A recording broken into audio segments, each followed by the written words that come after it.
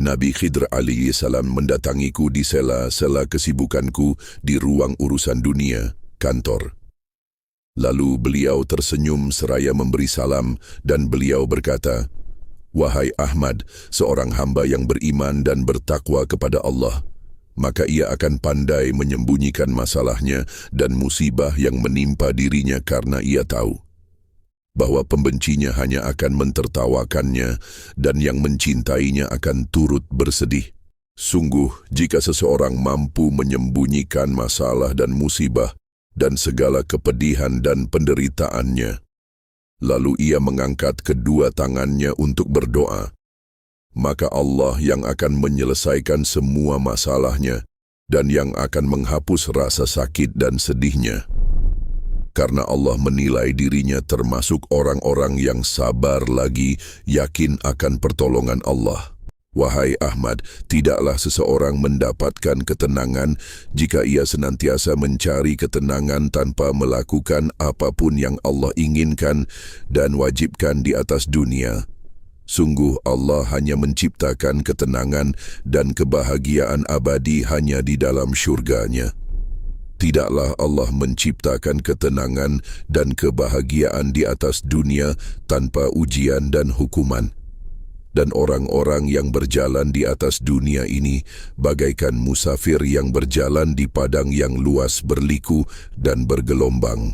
Bukanlah jalan yang dilaluinya yang wajib ia bina menjadi lurus, melainkan hati dan akal yang harus tegak lurus di atas perintahnya dan petunjuknya, Al-Quran. Hingga jalan yang berliku dan bergelombang mampu ia lalui dengan ketenangan hati dan jiwa bersama cahaya Allah di dalam hati dan langkahnya. Itulah hakikat derajat la khawfun alaihim walahum yahzanun. Wahai Ahmad, aku Balia bin Malkan telah menjumpai banyak ulama dan orang-orang yang Allah perintahkan agar aku menjumpainya. Tidaklah ada satu pun di antara mereka mendapatkan kesenangan dan kebahagiaan di atas dunia selama hidupnya, melainkan mereka banyak mendapatkan ujian dan pelajaran dari Allah di sepanjang hidup mereka.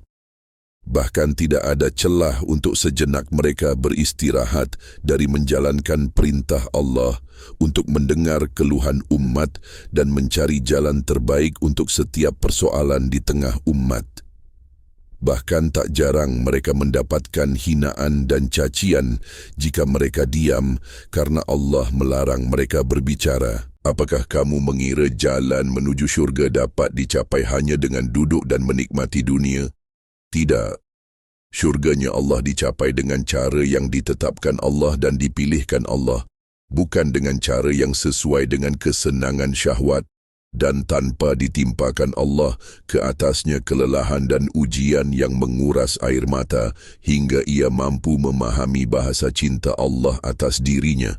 Wahai Ahmad, aku memperhatikan apa-apa yang saudara-saudaramu lakukan kepada pohon-pohon yang hampir mati. Lalu dengan dirimu menjalankan perintah Allah, maka pohon-pohon itu Allah hidupkan kembali atas izinnya. Lalu hujan turun selama 3 hari di tanah itu sebagai tanda kebenaran atas segala perintah Allah kepadamu. Lalu Allah mudahkan segala usahamu atas 3 negeri dan membuka 11 dalam 1. Apakah tidak menjadi gentar jika menolak kebenaran? Dan hendaklah mereka yakin bahwa apa yang dirimu kerjakan bukan atas kehendak nafsumu. Wahai Ahmad, tahukah bahwa kemuliaan Allah turunkan kepadamu dan kepada istri-istrimu dengan sebab mereka telah sampai pada keikhlasan dan kepasrahan mutlak kepada apa yang Allah tetapkan atas mereka? Tahukah dirimu bahwa aku Balia bin Malkan mengetahui atas izin Allah bahwa Allah telah melembutkan hati keduanya? Sungguh mereka termasuk hamba-hamba Allah yang memperbaiki diri. Apakah dirimu tidak memahami bahwa iblis telah sampai kepada hatimu? Hendaklah dirimu menjauhi buruk sangka kepada keduanya, hingga ketidakpastianmu membebani hati mereka. Hendaklah dirimu bersegera membawa keduanya ke tempat yang telah Allah tetapkan.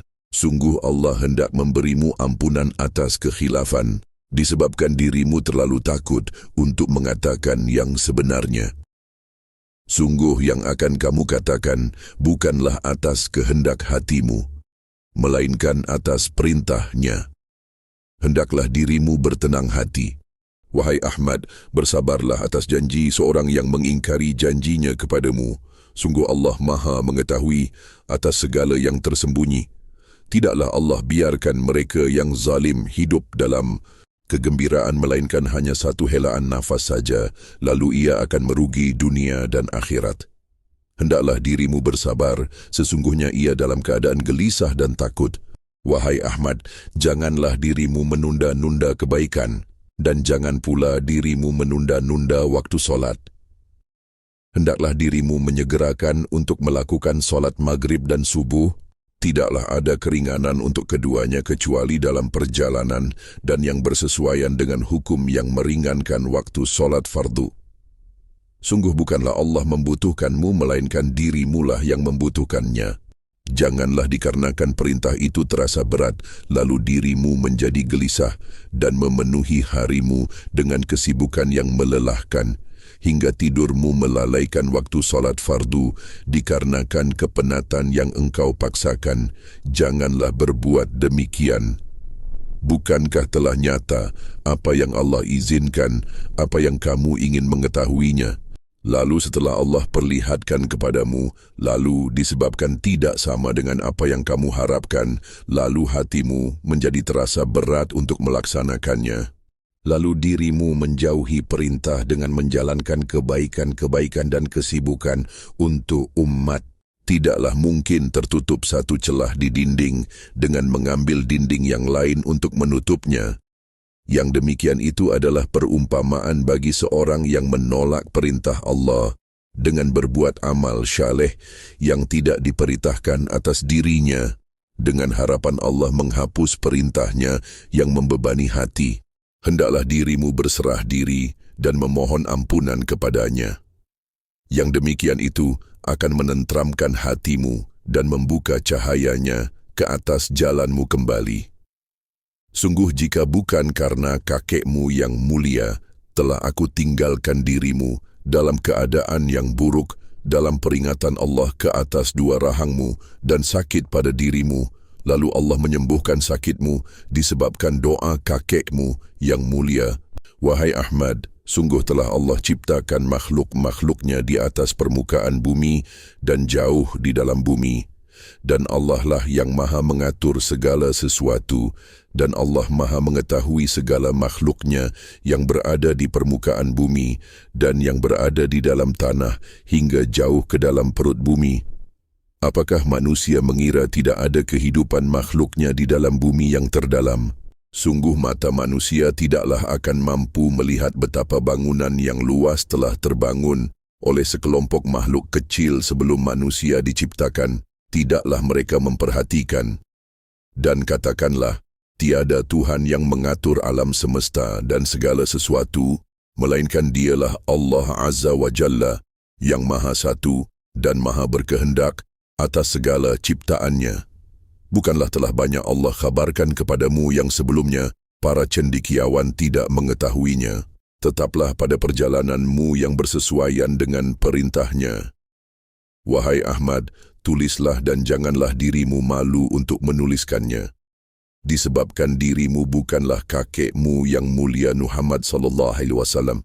Darah kakekmu yang mulia yang mengalir pada dirimu tidaklah menjaminmu aman dari bujuk rayu syaitan dan tidaklah aman dari api neraka, kecuali dirimu benar-benar dalam ketakwaan dan mengerjakan amal syaleh lagi menjaga diri dan hatimu dari sifat tercela. Ahmad Fahmi bin Abdullah Alwi Syams.